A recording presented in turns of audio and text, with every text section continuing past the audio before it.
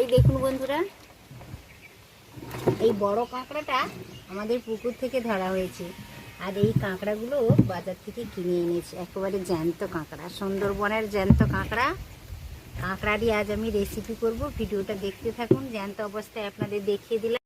নমস্কার বন্ধুরা, কেমন আছেন সবাই? এই দেখুন কতগুলো কাঁকড়া, একটা তো পুকুর থেকে ধরা হয়েছে আর বাকিগুলো বাজার থেকে কিনে এনেছি। কাঁকড়া দিয়ে আজ রেসিপি করব। কাঁকড়া তো ছোট থেকে বড় সবাই খুব পছন্দ করে। দেখতে থাকুন ভিডিওটা, সকলের ভালো লাগবে। কাঁকড়াগুলো এখন ভাঙবো আমি।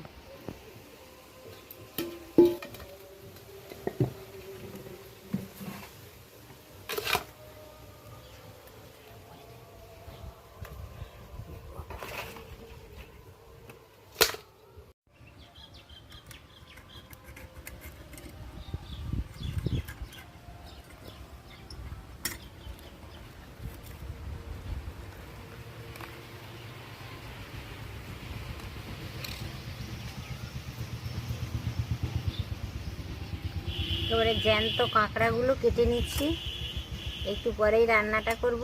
দেখতে থাকুন। কাঁকড়া তো সবাই পছন্দ করে খেতে, তো দেখলেই আপনাদের সকলের ভালো লাগবে, ট্রাইও করতে পারেন। এই দেখুন বন্ধুরা, কাঁকড়াগুলোকে আমি জ্যান্ত অবস্থায় দেখেছিলাম, তারপর তারপর আমি কাঁকড়াগুলো কেটে নিয়েছি। এইবারে আর আমি কাঁকড়া কাটার ভিডিওটা বানালাম না, আগের ভিডিওতে রয়েছে, সেখান থেকে আমি কেউ যদি দেখতে চায় তাহলে ডেসক্রিপশান বক্সে তার লিঙ্কটা দিয়ে দেবো, ওখান থেকে আপনারা দেখে নিতে পারেন। প্রতিটা কাঁকড়াতে বেশ ঘি হয়েছে, দারুণ ঘিওয়ালা কাঁকড়া। ঘিওয়ালা কাঁকড়াতেই যদি পুরনো কাঁকড়া তেঁতুল দিয়ে টক বানানো যায় তাহলে খেতে সব থেকে বেশি ভালো লাগে। তো আমি যেইভাবে টকটা বানাচ্ছি ওইভাবে যদি আপনারা টকও বানিয়ে খান তাহলে দারুণ লাগবে, ভীষণ ভালো লাগবে। ছোট থেকে বড় সবাই খুব ভালোবাসে। আর কাঁকড়া শুধু না টক বানিয়ে, কাঁকড়া তরকারিতে অল্প নরম ঢেঁড়স কেটে নিয়েছি, একবারে ঢেঁড়সগুলো কচি, আর অল্প মিষ্টি আলু দিয়েছি, যেটাকে রাঙালু বলা হয়।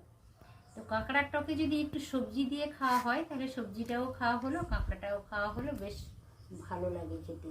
শুধু কাঁকড়া টক না করে একটু সবজি দিয়ে বানিয়ে দেখবেন একবার, তবে কাঁকড়ার টকে এই মিষ্টি আলু আর ঢেঁড়স ভীষণ ভালো লাগে বন্ধুরা। সমস্ত মোটামুটি সব প্রিপারেশান কমপ্লিট হয়ে গেছে। এখন উনানে একটা কড়াইও বসিয়ে দিয়েছি, জাল লাগিয়ে দিয়েছি।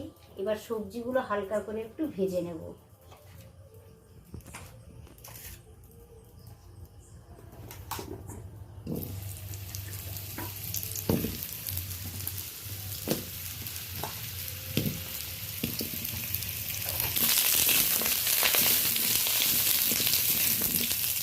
এগুলো হালকা লালচে করে আমি ভেজে নিলাম।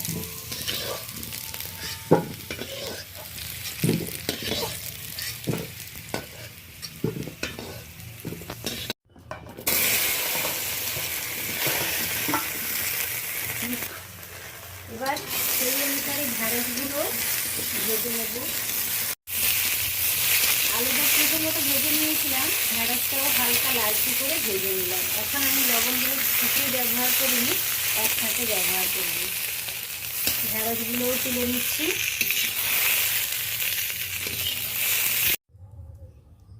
মিষ্টি আলু আর ঢেঁড়স তো ভেজেই নিয়েছি হালকা লালচে করে, এবার কাঁকড়াগুলো ভেজে নেব।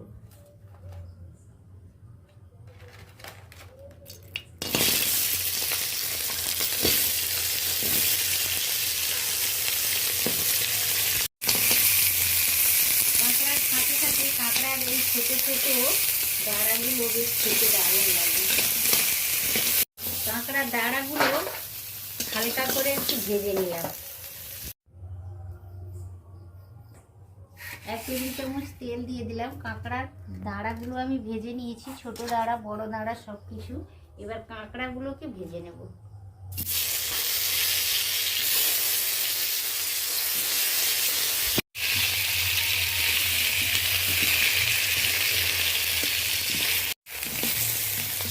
অল্প অল্প করে কাঁকড়াগুলো ভেজে নিলাম।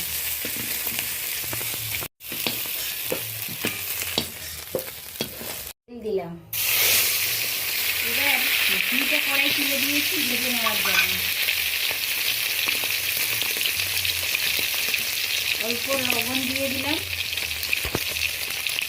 1 চিমটে হলুদ দিলাম।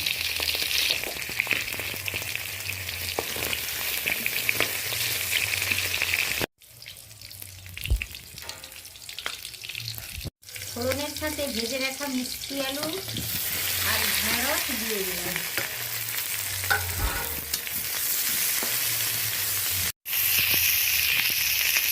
লবণ দিয়ে দিলাম, হলুদ দিয়ে দিলাম।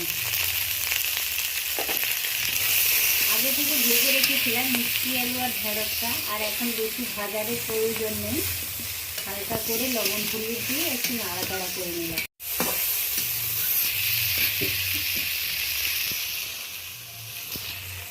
ঢেঁড়স আর মিষ্টি আলুটা লবণ হলুদ দিয়ে একটু নাড়াচাড়া করে নিলাম। তারপর ভেজে রাখা কাঁকড়াগুলো দিয়ে দিলাম। কাঁকড়া তো ভালোভাবে ভেজেই নিয়েছি, আর বেশি কিছু নাড়াচাড়া করার কোনো প্রয়োজন নেই। এবার আমি জল দিয়ে দেবো।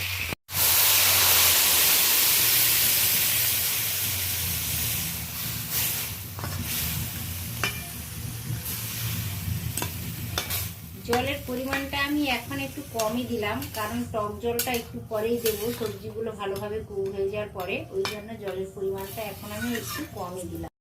ঢাকনা চাপিয়ে দিলাম। পুরনো পাকা তেঁতুল নিয়েছি, অল্প জলে ভিজিয়ে রেখেছিলাম, নরম হয়ে গেছে। এবার হাতের সাহায্যে এটা ভালো করে চটকে নেব।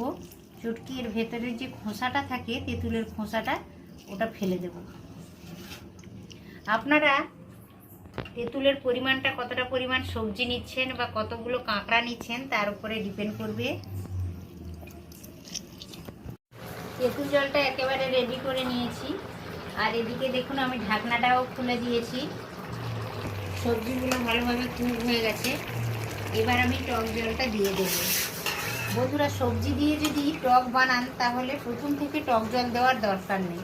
সবজিগুলো ভালোভাবে কুক হয়ে যাওয়ার পরে টক জলটা দিলে সুবিধে হয়, কারণ প্রথম থেকে যদি টক জলটা দিয়ে দেন তাহলে সবজিগুলো একটু শক্তই থেকে যায়। কাঁকড়ার টক সবজি দিয়ে একেবারে রেডি হয়ে গেছে বন্ধুরা, অনেকটাই হয়ে গেছে। অল্প পরিমাণ চিনি দিলাম, স্বাদের একটা ব্যালেন্স আছে। তো আপনাদের কারোর যদি খুব অসুবিধা থাকে তাহলে চিনিটাও স্কিপ করতে পারেন, কোনো অসুবিধে নেই, কিন্তু খুব ভালো লাগে টকে।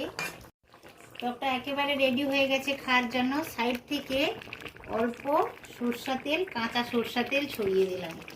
কাঁচা সরষা তেলের স্মেলটাও খুব সুন্দর আসে, টকে দারুণ লাগে খেতে। অল্প এইভাবে ছড়িয়ে দিলে বেশ ভালো লাগে। এই দেখুন বন্ধুরা, কাঁকড়ার টকটা একেবারে খাওয়ার জন্য রেডি হয়ে গেছে। আমি নামিয়েও এনেছি উনান থেকে। কতটা লোভনীয় হয়েছে দেখুন, আর টকের একটা দারুণ সুন্দর স্মেল চলে আসছে। তো এইভাবে আপনারা ট্রাই করবেন, আর যদি ভালো লাগে অবশ্যই একটি লাইক দিয়ে দেবেন, পরিচিতদের মধ্যে শেয়ার করবেন, আর ছোট্ট ইউটিউবারের চ্যানেলটি অবশ্য সাবস্ক্রাইব করে রেখে দেবেন। বরাবরের জন্য বনেদি পরিবারের একজন সদস্য হয়ে যাবেন। আজ তাহলে আসি বন্ধুরা, আবার দেখা হবে অন্য ভিডিওতে। আপনারা সকলে ভালো থাকুন, সুস্থ থাকুন, ভালো খান, সাবধানে থাকবেন। আজকের মতো টাটা, নমস্কার।